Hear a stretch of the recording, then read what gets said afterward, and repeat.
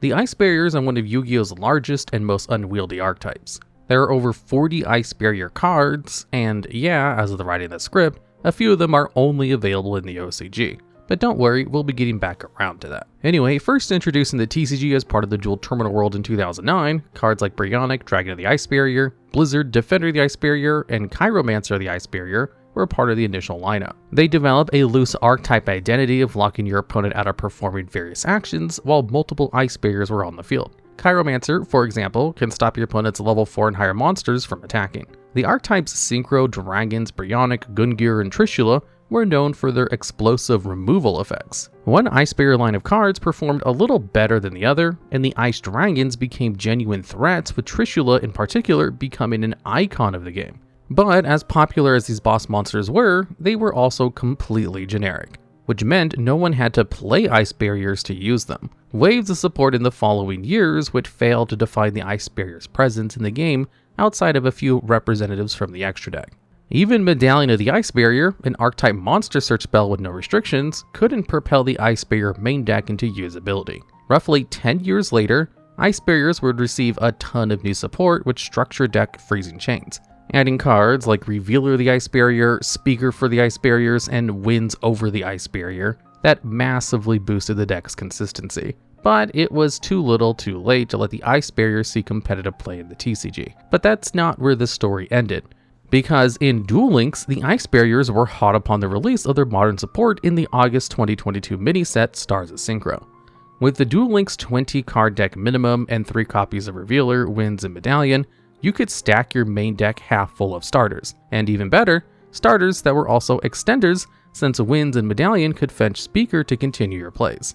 Trishula, Dragon of the Ice Barrier, was limited to 1 copy, but the deck didn't need any other Limit 1 cards, and even got Trishula, 0 Dragon of the Ice Barrier in the same box. The Ice Barrier deck was immediately strong, and never really lost viability. Sure, metas would come and go with different decks dominating, but Ice Barriers retained workable strength to this day. Since they're a swarmable water deck that doesn't rely on a specific skill, they can also use Shark's Territory of the Shark skill for easy Xyz plays, and can even easily summon Greatle Dragon since Defender of the Ice Barrier meets its requirements of using an Aqua-type tutor. General Wayne of the Ice Barrier and Freezing Chains of the Ice Barrier give them extra search and revival. And generic support like Marine's Coral Anemone provide a link option. In Duel Links, Ice Barriers finally got to enjoy a level of meta power befitting their iconic status, something they never got from the IRL card game.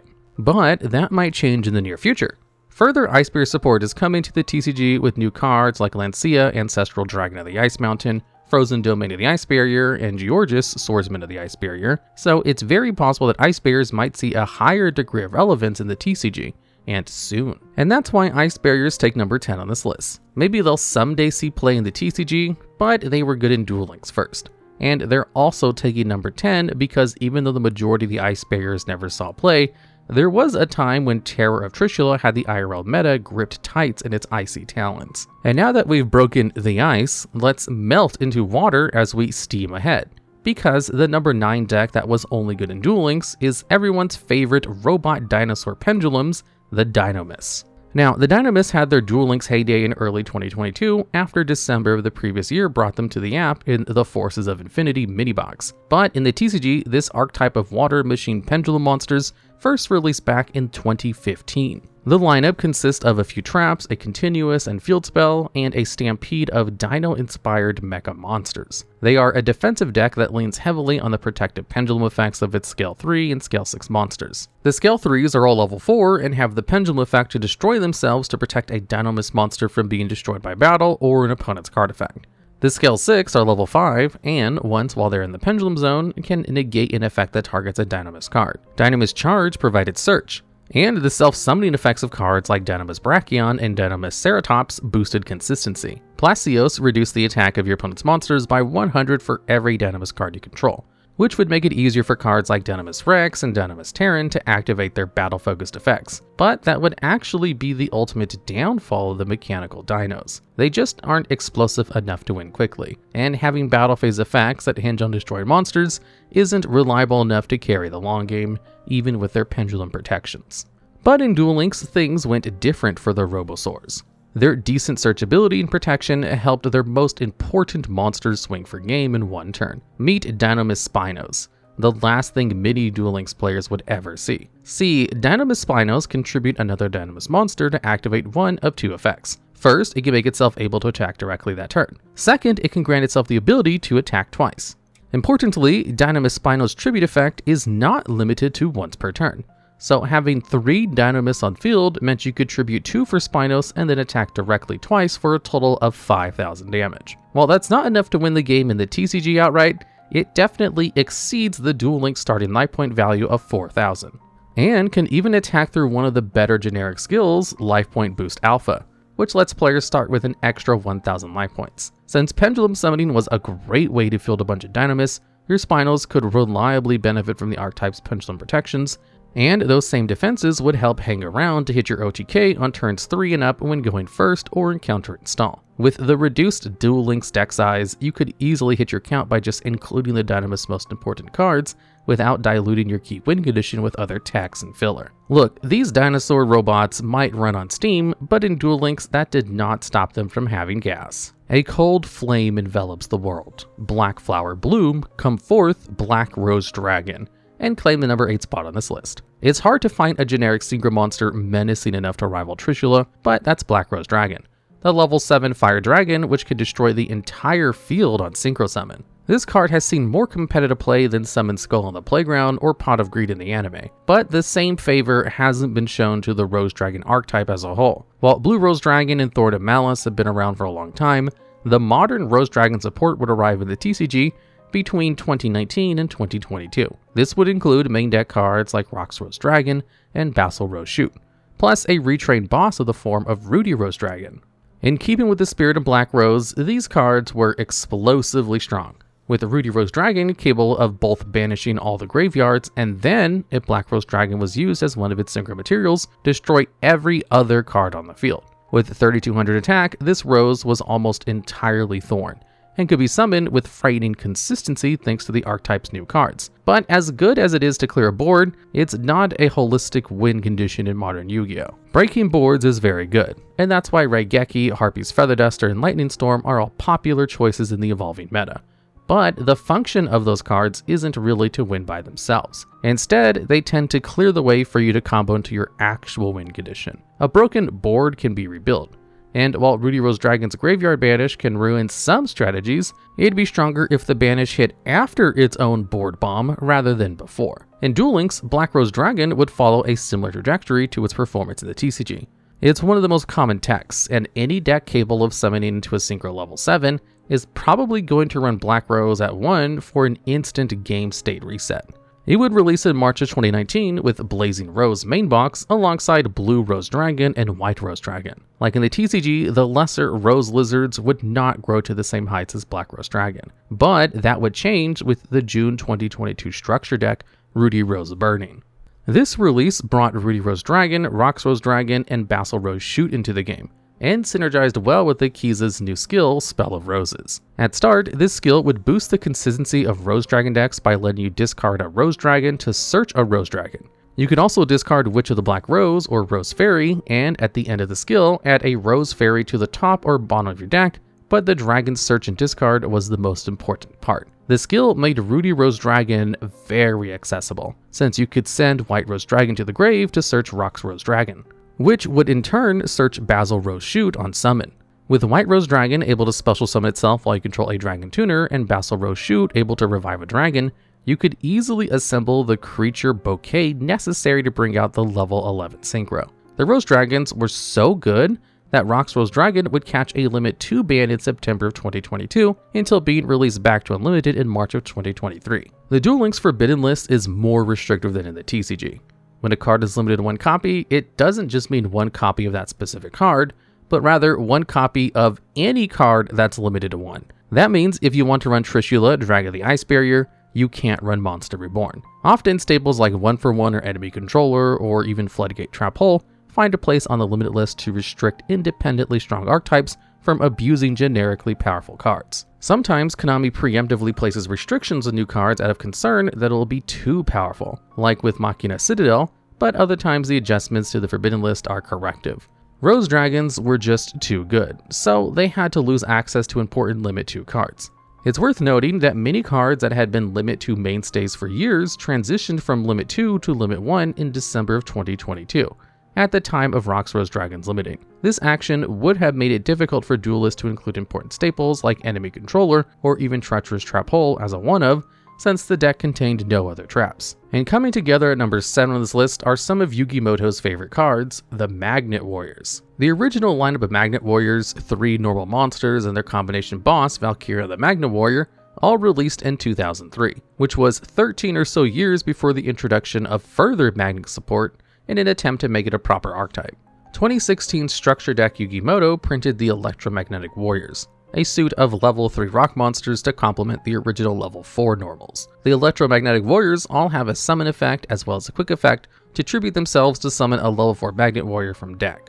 On summon, Alpha the Electromagnetic Warrior can search a level 8 Magnet Warrior from deck, while Beta fetches a level 4 Magnet Warrior. Gamma can special summon another Magnet or Electromagnet from hand, which means these cards are capable of easily fielding 2 level 3 rocks, which we'll talk about again later. Magnetic Field, Magnet Conversion, and Magnet Reverse all help extend and reinforce the fledgling Magnet deck, but not enough for these rock monsters to rock the meta. Later editions of Delta the Magnet Warrior, Magnet Induction, and Epsilon the Magnet Warrior similarly would not be enough. But in Duel Links? Well, in Duel Links, the Magnet Warriors attracted players with a fond spot for long, grueling matches full of interaction where an opponent's every move was dogged with many quick effects. It began in May of 2017 when Delta the Magnet Warrior was added to the card trader stock and continued a few months later when Beta the Electromagnetic Warrior entered the game as the reward for grinding all the way to level 33 with Yu-Gi-Moto. After the June 2019 mini-box, Guardians of Rock brought Berserkion the Electromagnet Warrior, Alpha the Electromagnet Warrior, and Gamma the Electromagnet Warrior. The November 2020 special event, Raid Duel Dimensional Disaster Buster Gundel the Cubic Behemoth, would allow players to unlock the Dark Side of Dimensions version of Yu-Gi-Moto, granting access to 2 more copies of Beta the Electromagnet Warrior. With the Magnetic Field spell releasing back in October 2019 in the mini-box Spirit of the Beast, magnets were a bona fide force in the meta now.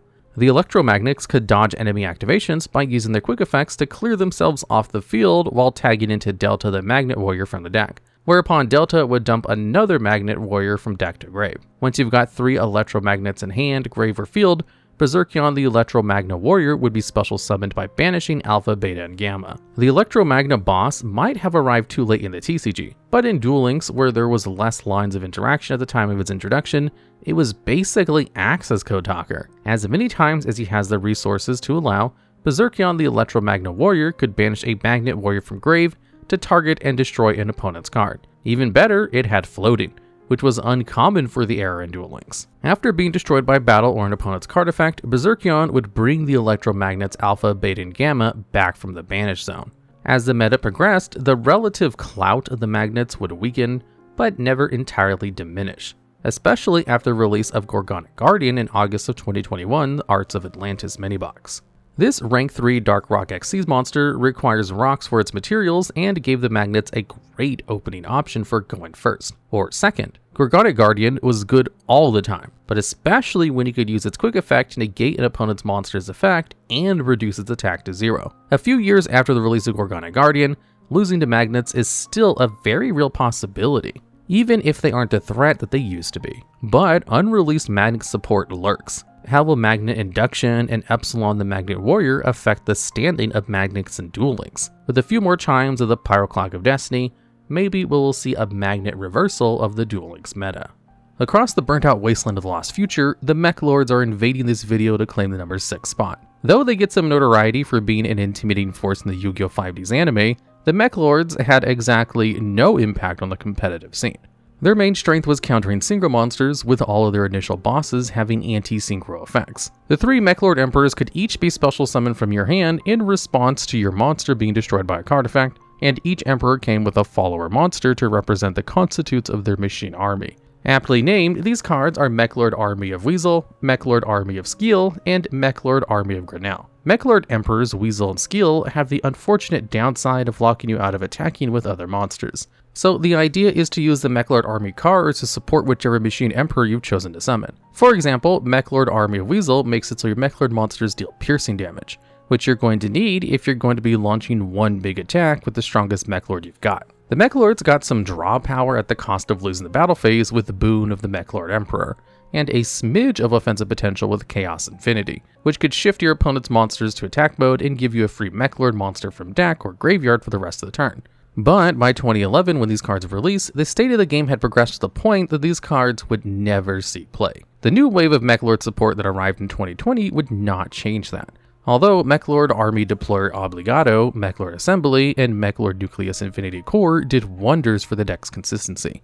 But is that really so impressive? Any number above 0 is infinitely greater, even a small one, and 0 was where the Meklords were at, which is ironic since the OCG card name for the Meklords included the infinity symbol. Even without the quirky drawbacks that plague these bizarre machines, hard countering synchros became more and more difficult business as new summoning methods broke into the extra deck. Your synchro counters mean nothing to a Link or Xyz monster. In Duel Links, things went a bit differently for the would-be mechanical overlords. Although initially forgettable, Meklord Army Deployer Obligado would release in the Force Infinity mini-box near the end of 2021. During the summer 2022, Meklord Astro Dragon Triskelion became a rare unique pull from the Selection Box Mini Volume 4, where a few cards in the upcoming boxes were selected to debut early in a limited capacity.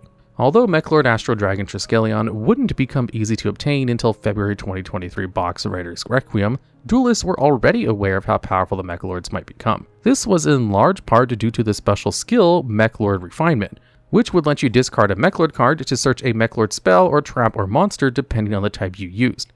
Post errata, this skill could be activated twice per duel, with the first activation letting you fetch a spell or trap, and the second activation giving you the chance to grab a monster, or manifest a copy of Meklord Astro Eradicator, which people tended not to choose. Meklord Army Deployer Obligado could destroy itself to summon 2 Meklord Army cards from deck, and often your first turn as a Meklord player revolved around getting cards in the graveyard, and Meklord Emperor Weasel on the field in defense mode for its spell negate. Also, having Meklord Emperor Weasel Synchro Absorption in hand gave you more defensive options to halt your opponent's advance under life points. On your second turn, your goal was to summon Meklord Astro Dragon Triskelion, and maybe even 2 if you managed to stack your graveyard enough. But enough coyly mentioning Triskelion by name. Let's talk about its effect.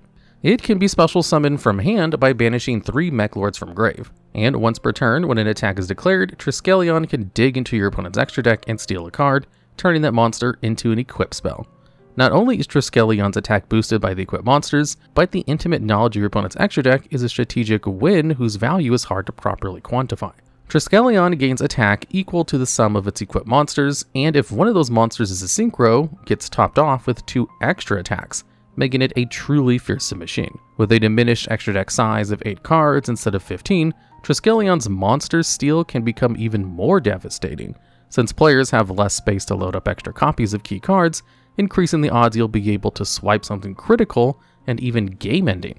And all of this was quite consistent under the Meklord Refinement skill, which kept helping players grab important cards, expand their hands, and stock their grave for major Triskelion plays. The Meklords actually have a bunch of cards that are Duel Links exclusives. In the anime, the coming of the Machine Emperors was heralded by the individual components being summoned as monsters. And Duel Links plays homage to that by including segments of the Meklords like Weasel Attack, Weasel Top, Grenell Carrier, and Skeel Guard. Interestingly, both Weasel and Skeel have numerical evolutions to their base parts, but these evolved components have 3 in their name instead of the 2 you might expect. These cards aren't particularly good and destroy themselves while there's no face-up Meklord Emperor on the field, which can in turn summon a Meklord Emperor. But even in Duel Links where the Meklords are good, no one is wasting time trying to find an impactful way to use this effect.